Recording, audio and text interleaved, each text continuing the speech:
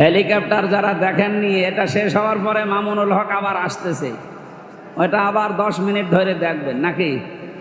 কি আশ্চর্য দশের মানুষ গো, এটা হেলিকপ্টার উড়ে গেলে যদি কোরআন বাদ দিয়ে দিকে তাকিয়ে থাকা লাগে, আমার মনে হয় পরে মনে যদি একটু খোলামেলা আসে আপনি মনে হয় পাগল হয়ে যাবেন। আমার মনে হয় এখন হাসানুল হক ইনো আর এই দালাল ব্যারিস্টার সুমন আর বাকিগুলোর নাম আমি আর নাই নিলাম, এদের এখন যা অবস্থা, আমার মাঝে মাঝে আদালতে হাজিরা দিতে গেলে মনে হয় যে দেখ কেমন লাগে। গতকালকে পুলিশের আইজি ঘোষণা দিয়েছে নিষিদ্ধ সংগঠন যারা ছাত্রলীগ, ওরা যেহেতু নিষিদ্ধ হয়েছে আদালত কর্তৃক, রাষ্ট্র কর্তৃক, এই দেশে মিছিল মিটিং করা রাজনৈতিক কোনো অধিকার তাদের আর নেই। যত দল এই দেশে নিষিদ্ধ আছে, হিজবুত তাহরির, হিজবুত তাওহীদ, বাংলা ভাই সহ যাদেরই দল ছিল ওদের মতো এখন এইটা। সুতরাং এই দলে যদি কেউ নামও লিখায় তার 6 মাস জেল। কেউ যদি নাম লিখায় এ দলে 6 মাস জেল, আর যদি প্রমাণ হয় 6 বছর। বাকিটা আর বললাম না, কি করবে জনগণ। এজন্য আমার প্রশ্ন হচ্ছে, যারা শান্তির নামে অশান্তি তৈরি করেছেন, বিশ্বজিতের মতো মানুষকেও যারা ছাড়েননি, বিশ্বজিৎকে যে শেষ পর্যন্ত কোপ দিয়েছিল সেই লোকটা আমার সাথে ছিল জেলখানায়, শাওন, এ খুলনায় বাড়ি। ওরে আমি বারবার বলতাম আপনি এই কাজ করলেন কেন? আবেগে দলের কথা মতো করেছিলাম, এখন দেখছি কেউ আমার এই অপরাধের শাস্তি নিচ্ছে না, আমারই ভোগ করা লাগছে। সুতরাং 15.5 বছরে যা করেছেন আপনার শাস্তি আপনাকেই ভোগ করা লাগবে। আসার সময় পুলিশ আমাকে বলছিল আপনি এই ওয়াজ করবেন, যারা অন্যায় করেছে তাদের যেন শাস্তি হয়। যে নেতা হওয়ার কিছু কোয়ালিটি আল্লাহ কোরআনে দিয়েছেন, আমি কোরআন পড়ে 27টা কোয়ালিটি পেয়েছি। কেউ যদি নেতৃত্ব দিতে চায়, নেতা হতে চায়, আমরা হয়তো সময় যেহেতু মাগরিব সামনে, এই জন্যে খুব তাড়াতাড়ি করছি। পয়েন্ট আকারে কয়েকটা কথা বলার পরে আমরা তাফসীর আরম্ভ করব। আজকে থেকে বাংলাদেশে যদি কেউ নেতৃত্ব দিতে চায়, কোরআনে কারিমে বর্ণিত এই 27টা তার ভেতরে মাস্ট বি থাকা লাগবে। এটা নেতার কোয়ালিটি। 1 নম্বরে নেতা হতে হলে জ্ঞান লাগবে। কি বললাম বলেন তো? আল্লাহ পাক বলেন, ক্বালা ইন্নাল্লাহা হাসতাফাহু আলাইকুম ওয়া সাদাহু বাসতাতান ফিল ইলমি ওয়াল জিসম ইলা আখিরি আয়াত। সূরা বাকারা 247 নম্বর আয়াতের মাঝের অংশে আছে রব্বুল আলামিন বলেন, এই পৃথিবীতে আমি যাদেরকে নেতা নির্বাচিত করি তাদের 2টা জিনিস মাস্ট বি লাগবে। 1 নম্বরে তাদের জ্ঞান লাগবে, 2 নম্বরে তাদের শক্তি লাগবে। আপনি বাংলাদেশে অন্য দেশ বাদ দেন, এই দেশে যারা নেতৃত্ব দেয় নেতা, জ্ঞানের দিক থেকে শুধু দুনিয়া না, দুনিয়া আখেরাত উভয় জগতের জ্ঞানে জ্ঞানী কারা আপনার সামনে আমার মনে হয় না বললেও আপনি বসেন। আমি নাম ধরে বলছি কয়েকজনের, দেখেন তো। আমিরে জামাত ডক্টর শফিকুর রহমান, আপনাদের পাশের জেলা খুলনার অধ্যাপক মিয়া গোলাম পরওয়ার, রাজশাহীর অধ্যাপক মুজিবুর রহমান, কুমিল্লার ডাক্তার আব্দুল্লাহ মোহাম্মদ তাহের, এ যশোরের সন্তান কিছুক্ষণ আগে কথা বললেন অ্যাডভোকেট গাজী এনামুল হক। এই মানুষগুলোর এই 5 জনের একজনও মাদ্রাসায় কোনো দিন গিয়েছে? শুনেছেন কোনোদিন যেন মাদ্রাসায় পড়েছে?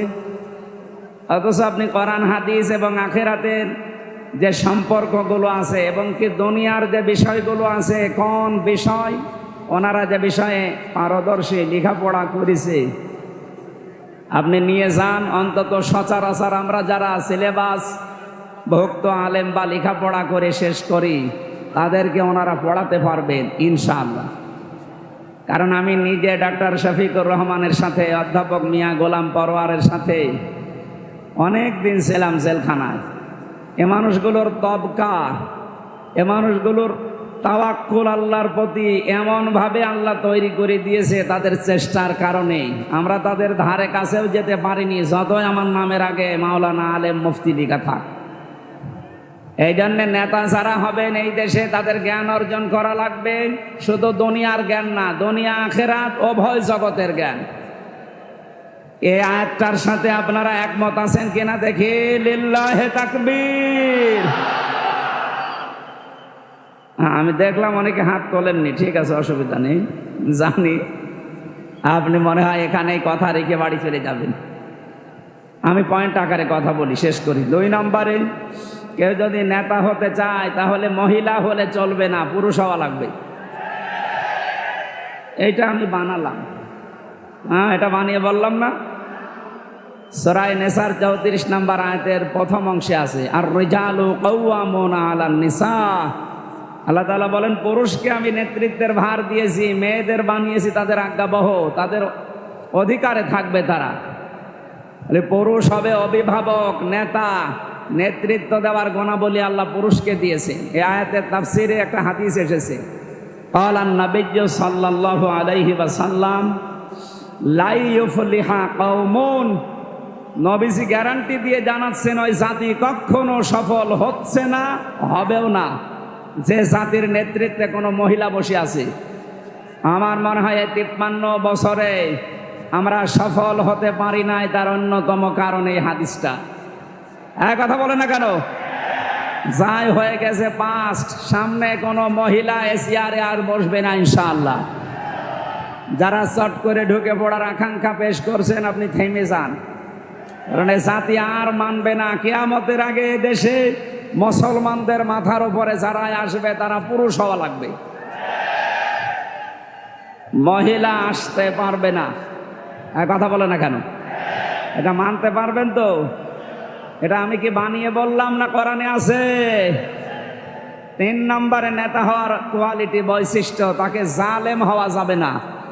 অথচ 15.5 বছরে কথার দ্বারা, মিডিয়ার দ্বারা, ক্ষমতার দ্বারা, প্রভাব প্রতিপত্তির দ্বারা, বানানো আইন দিয়ে যারা সবচাইতে বেশি জুলুম করেছে ওরাই বড় নেতা ছিল। কথা বলেন। আমাদের জাতির পিতা যিনি, হযরত ইব্রাহিম আলাইহিস সালাম। আপনারা এত কথা বললে আমারে নিয়ে আসলেন কেন? আমি বাড়ি ঘুমাতে পারতাম। কথা বন্ধ করেন ভাই, আমি হাত বার জোর করে বলছি, দাঁড়িয়ে থাকেন, বসে থাকেন, শুয়ে থাকেন কোনো জায়গা পেলে, অথবা বাড়ি চলে যান, কিন্তু কথা বলবেন না। কোরআনের আলোচনায় কথা বললে কবিরা গুনাহ হবে, কথা বলবেন না। আমি একটা স্যার কথা বলেছিলাম, কবির বিন সামাদ ভাই, মনে হচ্ছে কিয়ামতের পরে আসবে। আমার মনে হয় চা খেয়ে আসাই ভালো ছিল যশোর শহর থেকে। মানুষের জন্য যাওয়া যাচ্ছে না, ঠিক আছে। চা খাওয়ার পরে গলার যে অবস্থা হবে, আল্লাহ যেন অবস্থায় ফিরিয়ে দেন, বলেন আমিন। এত মানুষের দোয়া তো, গলা ঠিক হয়ে যাবে। আজকে 3টা চলছে, এই জন্য শরীর পারছে না। 3টা বছর জেলখানায় যদি না থাকতাম, আমার কোরআনে কারিমের কথাগুলো আরো বেশি প্রচার করতে পারতাম। যারা আটক করে রাখলেন, কি হলো বলেন তো? ওনার কোনো লাভ হয়েছে? আমি কষ্ট পেয়েছি, আমার স্ত্রী, আমার সন্তান, মা বাবা, আর দেশের মুসলমানেরা কষ্ট পেয়েছে। দেখেছি আমি আদালতে ওঠার সময়, জালেমরা কষ্ট না, ওরা মাঝে মাঝে টিপমনি কাটতো, দেখ কেমন লাগে। আমার মনে হয় এখন হাসানুল হক ইনো আর এই দালাল ব্যারিস্টার সুমন আর বাকিগুলোর নাম আমি আর নাই নিলাম, এদের এখন যা অবস্থা, আমার মাঝে মাঝে আদালতে হাজিরা দিতে গেলে মনে হয় যে দেখ কেমন লাগে, দেখ কেমন লাগে। আমি ভার্সিটি থাকাকালীন একটা উপন্যাস পড়েছিলাম, দেখ কেমন লাগে। এই সেইটার সাথে একেবারে মিলিয়ে যাচ্ছে। আমাদেরকে তো মানুষ পচা ডিম মারে নাই, আর এদেরকে আল্লাহ এত অপমান করেছে, ওয়ালাহুম আযাবুম মুহিন, অপমানজনক শাস্তি আল্লাহ ওদের উপরে ঢেলে দিয়েছে, এমনকি কারো বিসি পর্যন্ত উড়ি দিয়েছে। এই যে কালামানিকের বিসি আছে, ওর জীবনে সংসার করার কাজ শেষ। সুতরাং যারা জুলুম করেছিলেন, আপনাদের কোনো লাভ হয়নি, আপনি আরো আল্লাহর টার্গেটে পড়লেন। ইন্নামাস সাবিলু আলাল্লাযিনা ইয়াজলিমুনান নাস, মানুষ হয়ে যারা মানুষের ওপরে জুলুম করে, এরা আল্লাহর মামলার আসামি। সুতরাং যিনি পালিয়ে গেছেন, তিনি থেকে শুরু করে দেশে যারা জালেম এবং জালেমদের উত্তরাধিকারী, যারা জালেমদের দোসর ছিলেন, আপনি বিশ্বাস করতে পারেন সূরা শুরার 42 নম্বর আয়াত অনুযায়ী আপনি আল্লাহর কেসের আসামি। কথা বলেন না কেন? আমাদের বিরুদ্ধে মামলা দিয়েছিলেন যারা, আমরা যাই হোক বের হয়েছি। আর আপনার বিরুদ্ধে মামলা দুনিয়ার মানুষ না, মামলা তো দুনিয়ার মানুষের আছে, সর্বোপরি মামলা দেবেন আল্লাহ নিজে। নিজে বিচারপতি, নিজে মামলার বাদী। তার মানে আল্লাহর বানানো জান্নাতে জালেমদের জন্য হারাম। কথা বলেন না কেন? আর ওদের নামাজ রোজা, ওদের এই হজ দান সাদকা যাই করেছে সব মাঠে মারা গেছে। সামনে যারা আসবে তাদেরটা যেন মাঠে মারা না যায়, এই জন্য সতর্ক করছি, আপনি যেন জালেম হয়ে যাবেন না। সম্মানিত ভাইরা, এই জন্য আমরা যে কথা বলতে চাচ্ছিলাম, জালেম ছাড়া তারা নেতৃত্ব দিতে পারবেন না। আমাদের জাতির পিতা ইব্রাহিম আলাইহিস সালামকে আল্লাহ 50টা পরীক্ষা করেছিলেন। প্রত্যেকটা পরীক্ষায় তিনি পাশ করার পর, হেলিকপ্টার যারা দেখেননি, এটা শেষ হওয়ার পরে মামুনুল হক আবার আসতেছে, ওইটা আবার 10 মিনিট ধরে দেখবেন নাকি? কি আশ্চর্য দশের মানুষ গো! হেলিকপ্টার উড়ে গেলে যদি কোরআন বাদ দিয়ে দিকে তাকিয়ে থাকা লাগে, আমার মনে হয় পরে মনে যদি একটু খোলামেলা আসে, আপনি মনে হয় পাগল হয়ে যাবেন। না, আশা করছি এদিকে খেয়াল করেন। যাক, ওনারা চলে যাক, একটু ঘুরতে ঘুরতে ওঠে তো।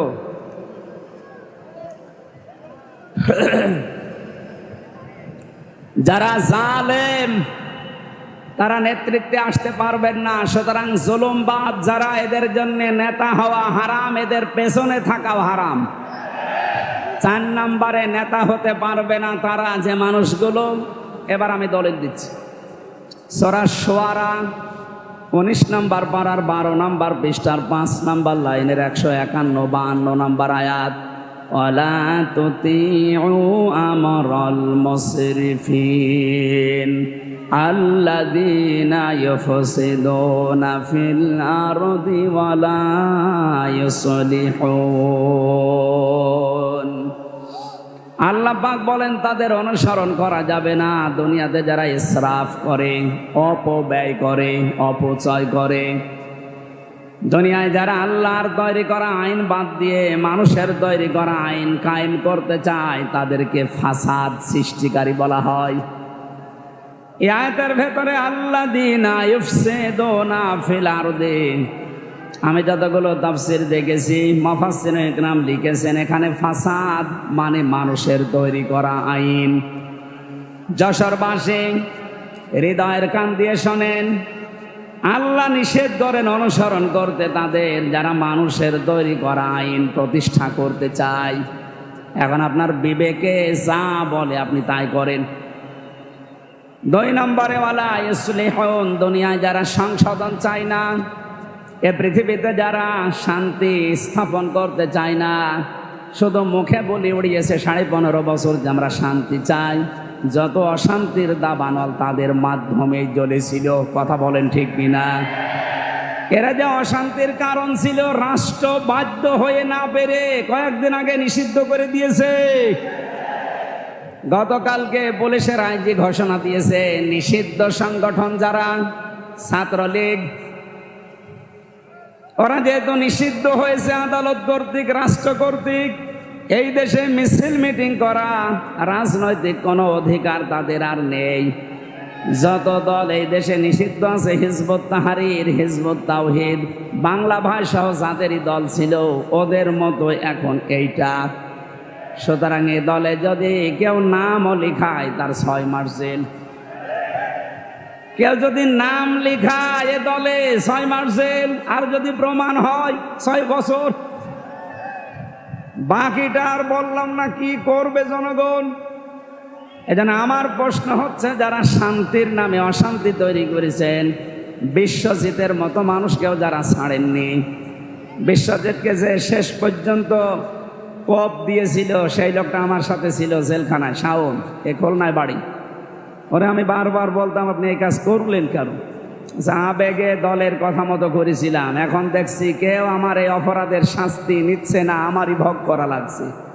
সুতরাং 15.5 বছরে যা করেছেন আপনার শাস্তি আপনাকেই ভোগ করা লাগবে।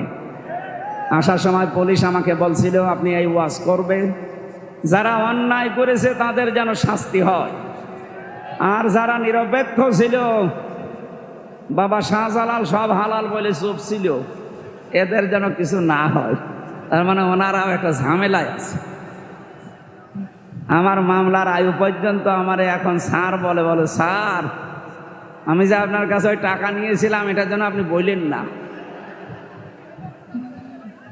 ও আমারে স্মরণ করিয়ে দিচ্ছে না। আমার তো মনে ছিল না, 3 বছর আগে আমার বাবার কাছ থেকে নিয়েছে। পুলিশ এসে জিজ্ঞাসা করছে, ওই তোর বাবা কোথায়? বছর চৌকের নিচে পলি আছে, আমি বলবো না, তো বলেই দিয়েছে। সুতরাং যারাই অন্যায় করেছেন, অনুশোচনা হচ্ছে, আপনার এই অপরাধ মাফ করার কিছু পন্থা আছে, আমি সামনে যাব ইনশাল্লাহ। নেতৃত্বের কোয়ালিটি বলছিলাম। সুতরাং যারা শান্তি স্থাপন করতে চায় তারা হবে জাতির নেতা। আমরা এদের পেছনে থাকতে রাজি আছি না? সে যেই হোক, যদি শান্তি স্থাপন করতে চায় আর ফাসাদের 9টা অর্থের প্রথম অর্থ মানুষের তৈরি করা আইন যারা প্রতিষ্ঠা করতে চায় এরা ফাসাদকারী, এদের পেছনে থাকা যাবে না। এর বাইরে যারা আছে আল্লাহর আইন দুনিয়ায় প্রতিষ্ঠা চায়, আপনি তাদের পেছনে থাকবেন। এটা যদি রাজনীতি হয় রাজনীতি, এটা যদি কোরআনের নীতি হয় কোরআনের নীতি। কিছু মানুষ আছে এখনো পর্যন্ত এই দেশে নামাজ পড়ে, রোজা রাখে, হজ করে এসেছে, দান সাদকা করে। এরা রসুলের 13 বছরের জীবনী শুনতে চায়, কিন্তু বাকি 10 বছরের জীবনী শুনতে গেলে ওদের চুলকানি ওঠে। যে মোহাম্মদুর রাসূলুল্লাহর মক্কার জীবনে 13 বছর অত্যাচারিত হয়েছিলেন, ওই মোহাম্মদুর রাসূলুল্লাহ 10 বছর মদিনায় রাষ্ট্র চালিয়েছিলেন। নবীজি তো 13 বছর, আর আমরা মনে হয় যে 15 বছর পার করে ফেলেছি। কথা বলেন। সুতরাং এই সিস্টেম অনুযায়ী এখন 10টা বছর নবীজির মতো কোরআন দিয়ে এই দেশ চলবে, আর এইটাই সবচাইতে বড় সুন্নাহ। মান তামাসসাকা বিসুন্নতি ইনদা ফাসাদি উম্মতি ফালাহু আজরু মিয়াতি শাহিদ। আমার উম্মতের যখন দুরবস্থা চলবে, ওই সময় যদি কেউ একটা মরা সুন্নাত জিন্দা করতে পারে, তার আমল নামায় 100 শহীদ আবু সাইদের মতো গলা কাটা শহীদের সওয়াব পাওয়া যাবে ইনশাআল্লাহ।